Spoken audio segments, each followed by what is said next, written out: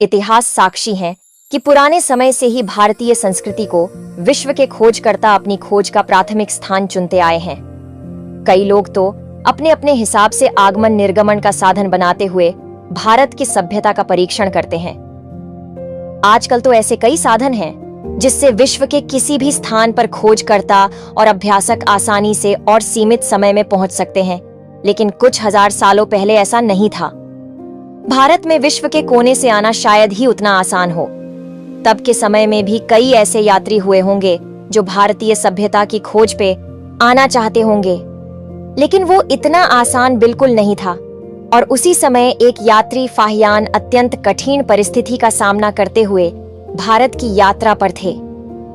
आज हम उन्हीं के जज्बे और क्या था वह कारण जिससे प्रभावित होके फाहियान कठिन परिस्थिति में भी भारत की यात्रा पैदल करते हुए निकले, यह जानेंगे। इस रेगिस्तान में बहुत सारी बुरी आत्माएं हैं और गर्म हवाएं भी हैं जो उनका सामना करते हैं। वे मनुष्य को नष्ट कर देते हैं। न तो ऊपर पक्षी हैं और न ही नीचे जानवर हैं। निशान लगाने के लिए जहां तक नजर जा सकती है सभी तरफ देखना, ट्रैक की सड़ती हड्डियों के अलावा कोई मार्गदर्शन प्राप्त नहीं किया जा सकता है। मरे हुए आदमी जो रास्ता दिखाते हैं।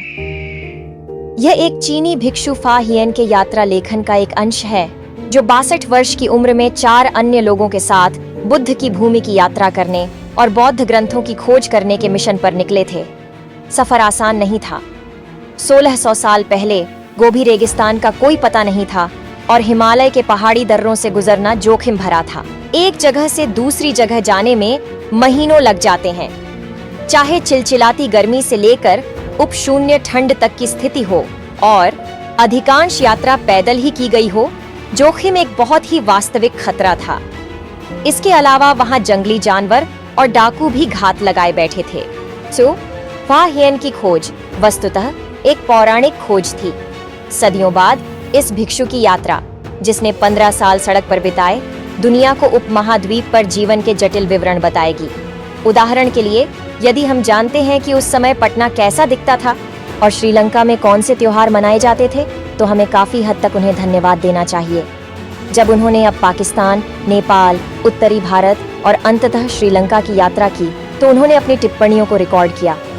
फोक वो की शीर्षक वाले एक यात्रा वृत्तांत में फाहियान की यात्राएं विश्व की विभिन्न आस्थाएं और सिद्धांत मुक्ति का अपना मार्ग संचालित करते हैं। बुद्ध उनमें से एक थे जिन्होंने मनुष्य और उनके अनुभवों को अंतिम लक्ष्य की ओर जाने वाले मार्ग के रूप में आधारित किया।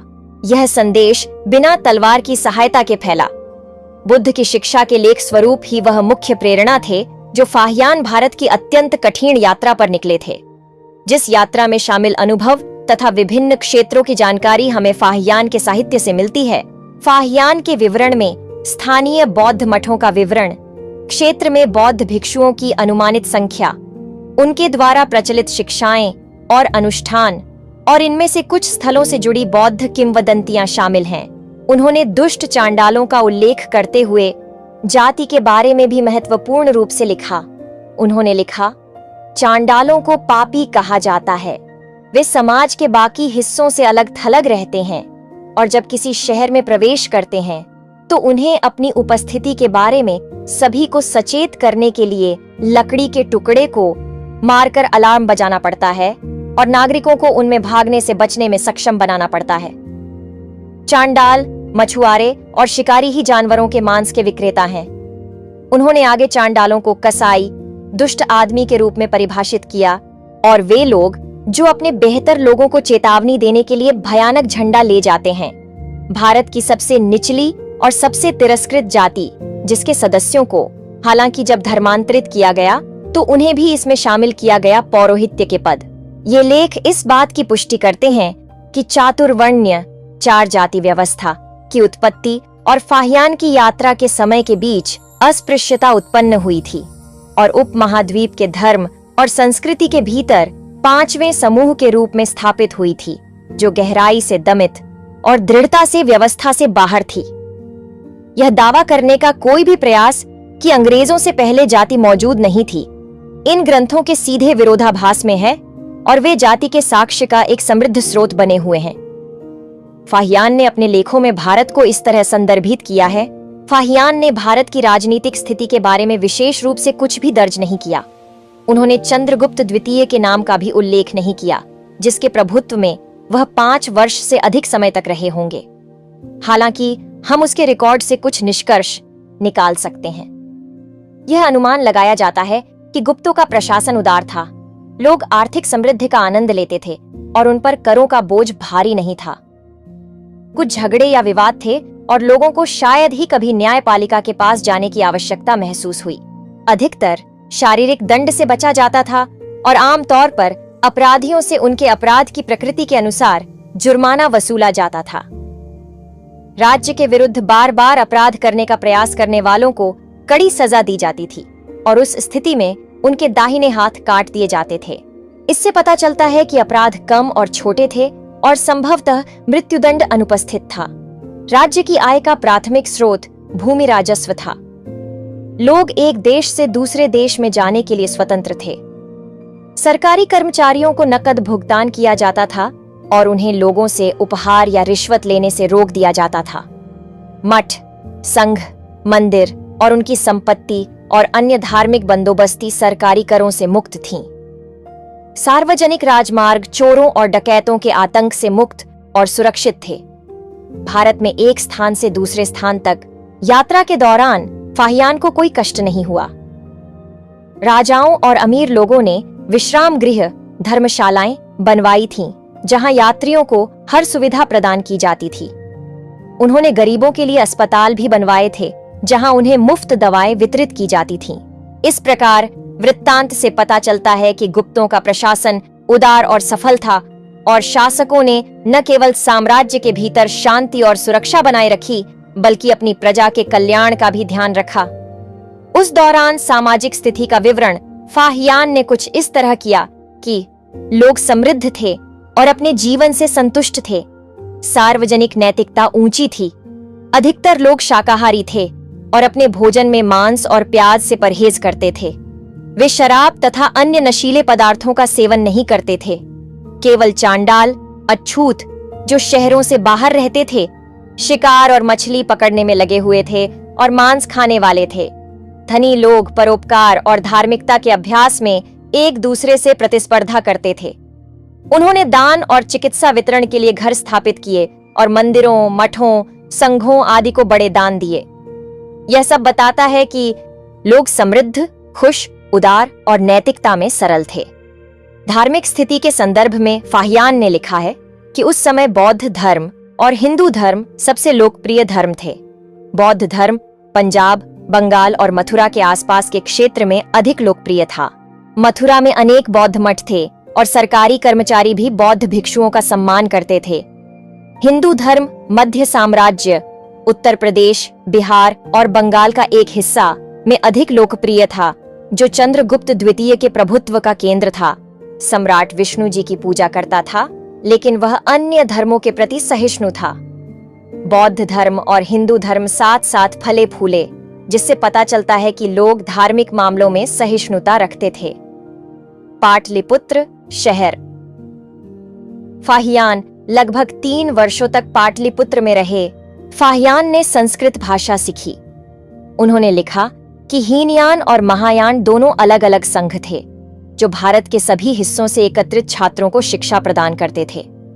उस समय सम्राट अशोक का महल भी अस्तित्व में था, जिसके बारे में फाहियान ने टिप्पणी की थी कि यह मनुष्यों द्वारा नहीं बल्कि देवताओं द्वारा बनाया गया होगा। फाहियान भी यहाँ के रथ जुलूसों से बहुत प्रभावित हुआ। उन्होंने उल्लेख किया कि हर साल के दूसरे महीने के 8वें दिन लोगों द्वारा बुद्ध और बोधिसत्व की छवियों वाला एक विशाल जुलूस आयोजित किया जाता था। पाटलिपुत्र के अमीर लोगों ने शहर में एक बड़ा अस्पताल स्थापित किया था, जहां गरीब लोगों को मुफ्त दवाएं और भोजन वितरित किया जाता था।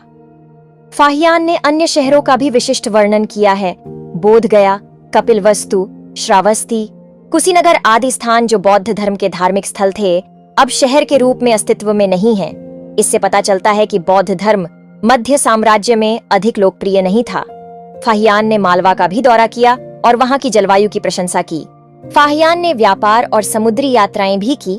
भारत के आंतरिक और विदेशी व्यापार के साथ साथ इसके बंदरगाहों का भी वर्णन किया। उनके अनुसार भारत का आंतरिक और बाह्य व्यापार प्रगतिशील अवस्था में था और भारतीय समुद्री यात्राएं करते थे। उनके अनुसार भारत के चीन, दक्षिण पूर्व एशिया और पश्चिमी एशिया के देशों के साथ साथ यूरोप के साथ भी व्यापारिक संबंध थे। इसके पश्चिमी समुद्री तट पर भारत के पास कैम्बे, सोपारा और बरोज जैसे बंदरगाह थे, जबकि इसके पूर्वी तट पर ताम्रलिप्ति एक प्रसिद्ध बंदरगाह था, जहां से फाहियान एक भारतीय जहाज पर श्रीलंका गया था। तो इस तरह फाहियान से हमें उस समय के भारतीय लोगों की सामाजिक, आर्थिक, धार्मिक और नैतिक स्थितियों के बारे में कुछ उपयोगी जानकारी मिलती है। फाहियान के कुछ भावनिक क्षण। जब 10 वर्षों की यात्रा में जब फाहियान गृद्धकूट पर्वत पर पहुंचे, यह वही स्थान है जहां बुद्ध ने लंबे समय तक ध्यान किया व बौद्ध धर्म से जुड़े प्रवचन दिए। यहां पहुंचकर फाहियान ने 2 वृद्ध भिक्षुओं के मार्गदर्शन में दीपक व धूप जलाया, पुष्पार्पण किया। इस दौरान वे बुद्ध को याद करते हुए जी भरकर रोए। क्योंकि यह वही स्थान है जहां बुद्ध ने शूरांगम सूत्र का उपदेश भी दिया था, इसीलिए कुटी के सामने फाहियान ने इसे पढ़कर अपार संतोष का अनुभव किया। फाहियान ने कुछ ऐसे क्षणों का भी खुलासा किया जिसमें उन्हें अपनी जन्मभूमि की स्मृतियां हुई। 3 वर्षों तक संस्कृत और पाली सीखने के बाद जब फाहियान बौद्ध अभिलेखों सहित श्रीलंका की ओर प्रस्थान कर गए, अभयगिरी विहार में उन्होंने बुद्ध की प्रतिमा के पास एक श्वेत सूती पंखा देखा तो उनकी आंखों से अश्रुधारा बहने लगी। यह पंखा उनकी जन्मभूमि चीन में बनाया जाता था, जिसे देखकर फाहियान के मानस पटल पर देश, मृत साथी, यात्रा की कठिनाइयां व यात्रा के एकांतवास की सारी स्मृतियां उभर आईं।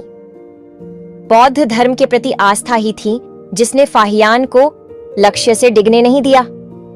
बोधिसत्व अवलोकितेश्वर का नाम जपते हुए फाहियान भारत आए और 414 ईस्वी में स्वदेश लौट गए। 422 ईस्वी में उनका देहांत हुआ। फाहियान का बुद्ध की शिक्षा के प्रभावित होना और कठिनाइयों को मात देकर भारत का दौरा करना अपने आप में बुद्ध के शिक्षा की जीत है। आशा करते हैं कि वीडियो अच्छी लगी हो। ऐसी ही जानकारी के लिए चैनल से जुड़े रहे। बुद्धम नमामि।